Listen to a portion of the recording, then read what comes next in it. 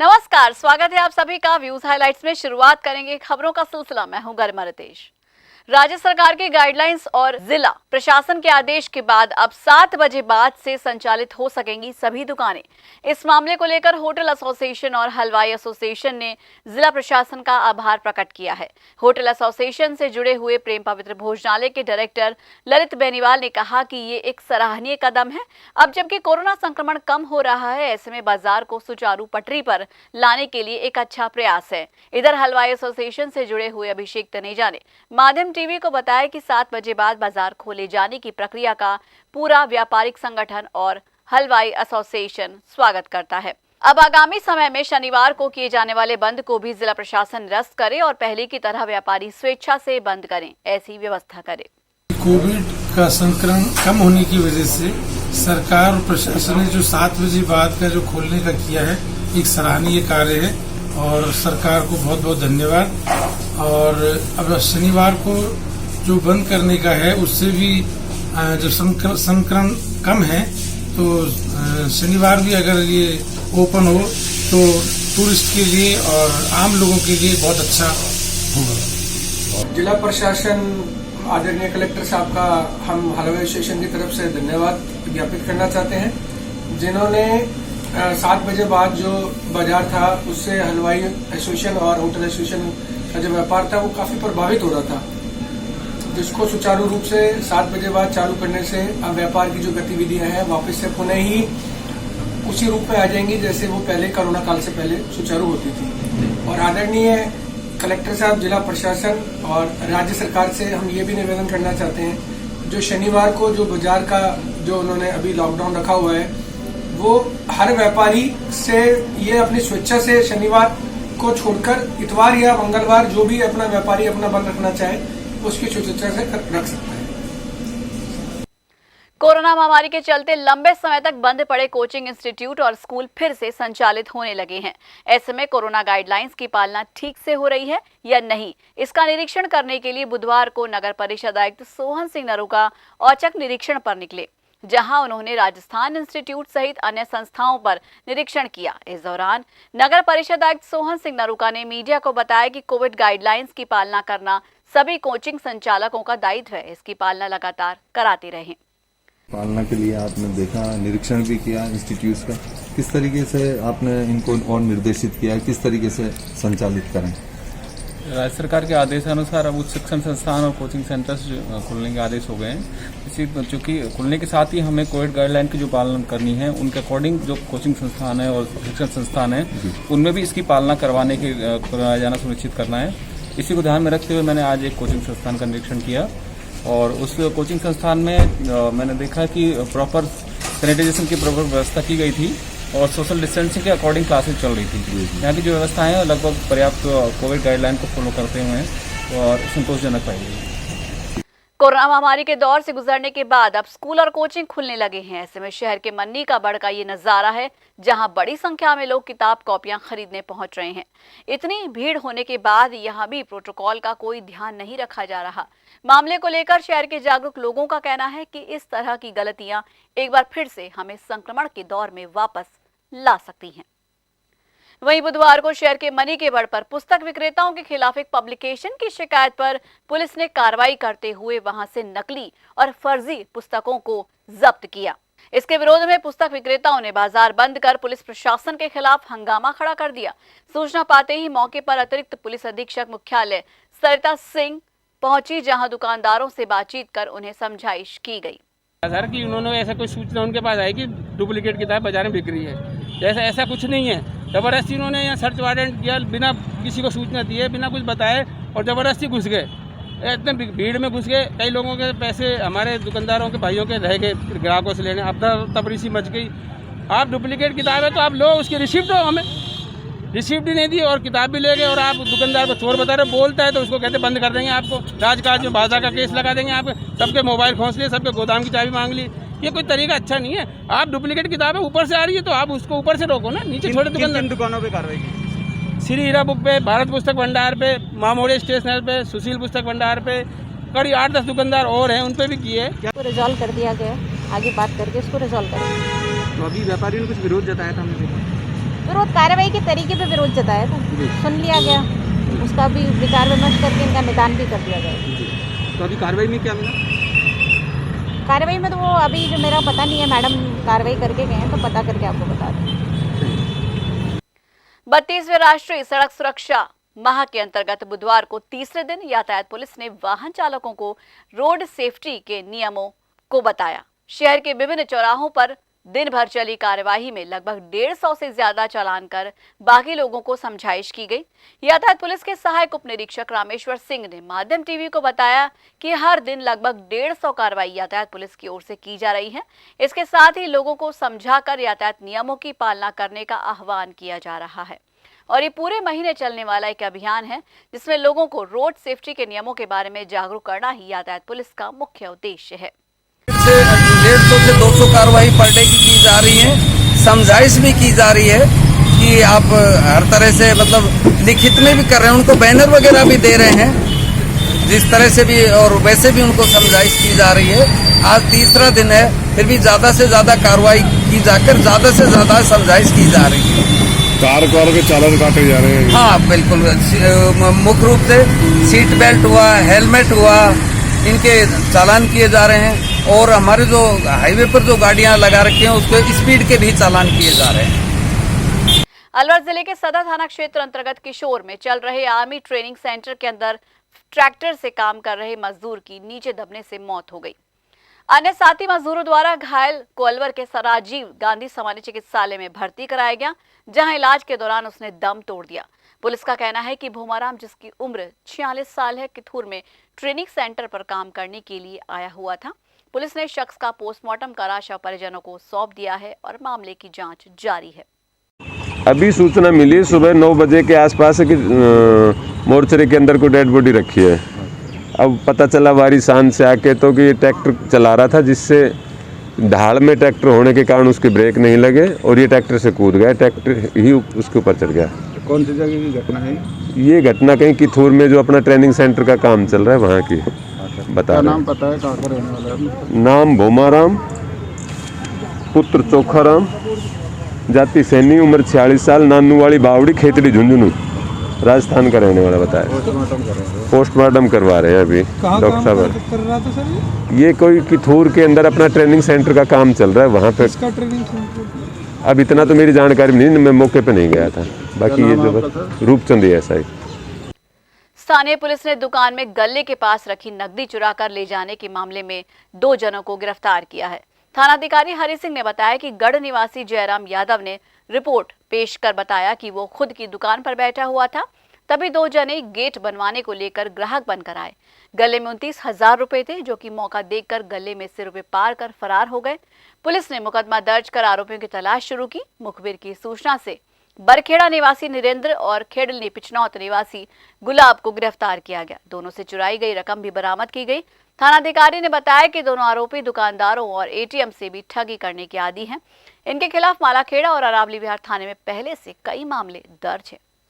ये जयराम यादव निवासी गढ़ ने रिपोर्ट दर्ज कराई थी कि मेरे ये पत्थर की दुकान है, उस पर कोई 2 लड़के ग्राहक बन के आए, जिन्होंने ये गेटों के लिए बाई मारने खरीदने की इच्छा व्यक्त की। उनके सामने मेरे पास कोई ग्राहक को देने के लिए 29,000 रुपये आए थे, जो मैं रखे गले के पास रखे और काम लग गया। इसी दौरान पीछे से वो मौका लगा के और हमारे 29,000 रुपये चुरा के भाग गए। इस पर अभियोग पंजीबद्ध कर उनकी आरोपियों की तलाश कर रहे थे। मुखबिर की सूचना से हमने इसमें बरखेड़ा निवासी नरेंद्र और खेडली पिछनौत निवासी गुलाब, जो दोनों थे, उनको गिरफ्तार किया। आरोपियों से चुराए गए रुपये बरामद किए गए।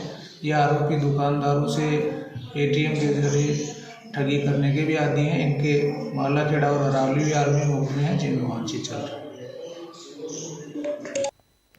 नेशनल हाईवे नंबर 48 शेरपुर के पास ऑल्टो गाड़ी का अचानक टायर फटने से बैलेंस बिगड़ा और तेज रफ्तार से पीछे से आ रही बोलेरो गाड़ी से भिड़ंत हो गई।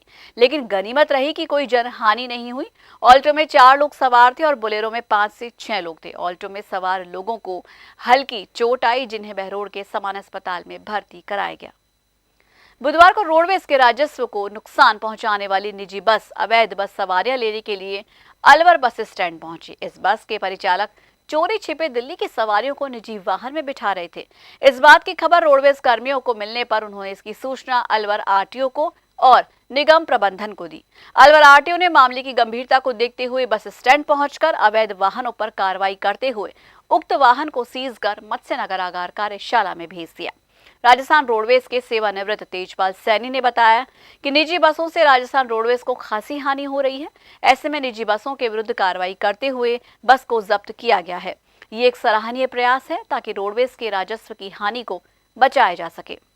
करीब 1 बजे रोडवेज के बस स्टैंड पर एक प्राइवेट वाहन जो दिल्ली से बालाजी चलती है वो अलवर के बस स्टैंड पर आई और उसके परिचालक द्वारा दिल्ली के लिए सवारियां बैठाने के प्रयास किए जा रहे थे। थोड़ी ही देर में रोडवेज कर्मचारियों को इस संदर्भ में मालूम चला कि प्राइवेट गाड़ियां सवारियां उठा रही है, तो उन्होंने उस वाहन को रोका और शीघ्र ही निगम प्रशासन और आरटीओ पुलिस को भी आरटीओ को भी सूचना दे करके कार्रवाई कराने की मांग की। थोड़ी ही देर में आरटीओ से गाड़ी आई और उस वाहन को जब्त की कार्रवाई करते हुए मत्स्य नगरागार के डिपो में सीज कर दिया गया है। इस कार्रवाई के लिए हम परिवहन विभाग को बहुत बहुत धन्यवाद देते हैं और भविष्य के लिए भी उम्मीद करते हैं कि इन अवैध वाहनों पर कार्रवाई जारी रखें, जिससे कि रोडवेज को होने वाले नुकसान को बचाया जा सके। और व्यूज में फिलहाल वक्त हो चला एक छोटे से ब्रेक का, लेकिन आप कहीं मत जाएगा, देखते रहिए माध्यम।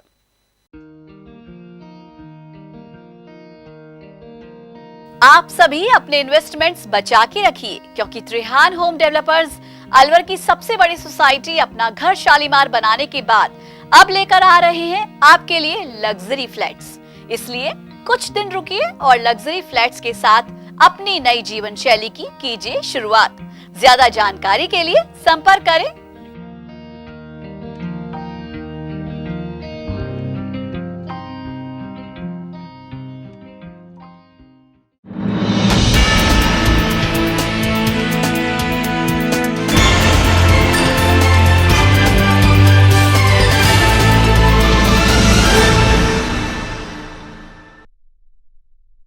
स्वागत एक बार फिर से आप सभी का माध्यम टीवी पर और आप देख रहे हैं व्यूज। फिर शुरू करेंगे कुछ और खबरों का। बुधवार को गुरुद्वारा सुखदाम साहिब में गुरु गोविंद सिंह जी की जयंती बड़ी श्रद्धा और विश्वास के साथ मनाई गई। गुरुद्वारे के हेड ग्रंथी रवि सेतिया ने बताया कि गुरुद्वारे में पहले चौपाई साहिब का पाठ हुआ, उसके बाद रागी जत्था द्वारा शब्द कीर्तन कर संगत को निहाल किया गया। कीर्तन के बाद गुरुद्वारे के हेड ग्रंथी द्वारा गुरुद्वारे में अरदास की गई। अरदास के बाद लंगर प्रसाद का वितरण किया गया। कोरोना गाइडलाइंस को ध्यान में रखते हुए लंगर प्रसाद पैकिंग में वितरित किया गया और अनाथ आश्रम में दिया गया। वाहिगुरू खालसा वाहिगुरू जी की फतेह। आज दशम परमेश्वर धन धन श्री गुरु गोबिंद सिंह महाराज जी के गुरुद्वारा सुखधाम के आज उन्हों दे बड़े ही खुशियों के साथ प्रकाश गुरुपुरब मनाए गए, जिसके द्वारा संगता द्वारा चौपाई साहब जी के पाठ भी किए गए। सहज पाठ जी के भोग उपरांत शब्द कीर्तन, बच्चों द्वारा भी शब्द कीर्तन हुआ और उसके उपरांत अरदास, लंगर प्रसाद पैकेट द्वारा स्थान तरफों बरताया गया और अनाथ आश्रम में भी गरीबों को लंगर प्रसाद वितरण किया गया। वाहिगुरु जी का खालसा वाहिगुरु जी क्या नाम है। सिख समाज के 10वें गुरु गोविंद सिंह की जयंती बुधवार को श्रद्धा और आस्था के साथ जिले भर में मनाई गई। इस अवसर पर स्कीम नंबर 2 स्थित गुरुद्वारा सिंह सभा में अखंड पाठ का आयोजन किया गया। इसके साथ ही गुरुद्वारा परिसर में कीर्तन दरबार और कथा विचार का आयोजन भी किया गया। गुरु का लंगर गुरुद्वारे के सामने शहीद भगत सिंह पार्क में सोशल डिस्टेंसिंग के साथ खिलाया गया। परसों रखे गए श्री अखंड पाठ साहब का भोग 11 बजे हुआ।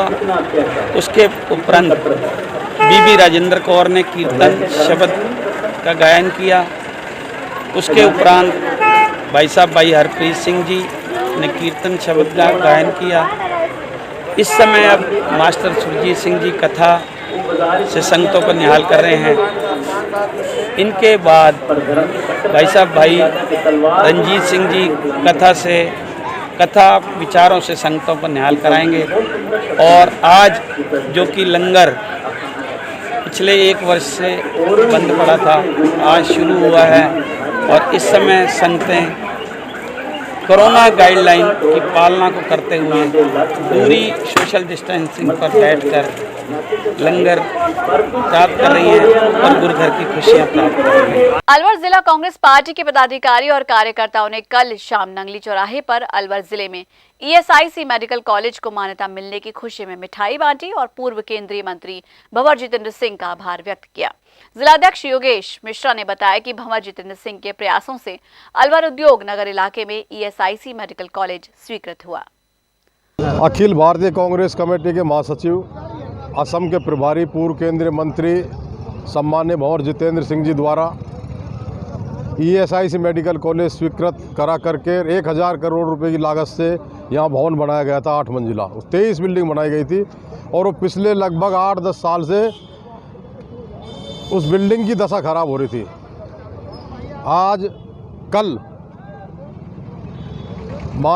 माननीय सुप्रीम कोर्ट के आदेश से ईएसआईसी मेडिकल कॉलेज को केंद्र सरकार को स्वीकृति देनी पड़ी और अब अलवर में 100 सीट का मेडिकल ईएसआईसी मेडिकल कॉलेज शुरू हो गया।